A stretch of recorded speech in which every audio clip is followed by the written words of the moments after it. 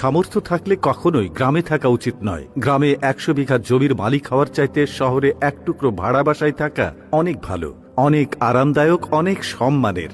গ্রামে স্থায়ীভাবে বসবাস করাটাকে কোন সূচকে এগিয়ে রাখা যায়? আসলে এখানে বেশিরভাগ মানুষ এতটাই টক্সিক যে তারা নিজেদের ব্যক্তিগত জীবনের চাইতে আপনার জীবন নিয়ে বেশি চিন্তিত। আপনার চুল বড় কেন, অনার্সে পড়া সত্ত্বেও মেয়ের বিয়ে দেয় না কেন, 25 বছর বয়সে আপনি বেকার কেন, আপনার কোনো ব্যাচমেট বা আপনার সমবয়সী কেউ যদি বিদেশে গিয়ে লাখ লাখ টাকা কামায় তাহলে আপনি এখনো পড়াশোনা করছেন কেন? এসব আজগুবি বিষয় নিয়ে তাদের অনেক টেনশন। গ্রামের সব থেকে বোকা মানুষটাও শহরের মানুষকে এক হাতে 3 বার বিক্রি করতে পারবে। সামান্য জমি জমা নিয়ে যে কূটনৈতিক খেলা চলে গ্রামের মুরব্বীদের মাথায়, তা আন্তর্জাতিক কূটনীতিকদের মাথায়ও খেলবে না। আপনি পুকুরে যত্ন সহকারে মাছ চাষ করবেন, একদিন ঘুম থেকে উঠে দেখবেন সব মাছ মরে ভেসে আছে। আপনি কিছু নতুন ফুল ফলের গাছ রোপণ করবেন, সকালে দেখবেন গাছের গোড়া থেকে ভেঙে রাখা হয়েছে। এমনকি আপনার বোনের কিংবা মেয়ের বিয়ে ঠিক করবেন, সহজ সরল কেউ একজন নিজে সিএনজি ভাড়া করে যে পরপক্ষের কাছে দুর্নাম করে বিয়ে ভেঙে দেবে। মাঝে মধ্যে তারা এমন কিছু বিষয় নিয়েও চিন্তিত হয় যেসব বিষয় নিয়ে আপনার ফ্যামিলি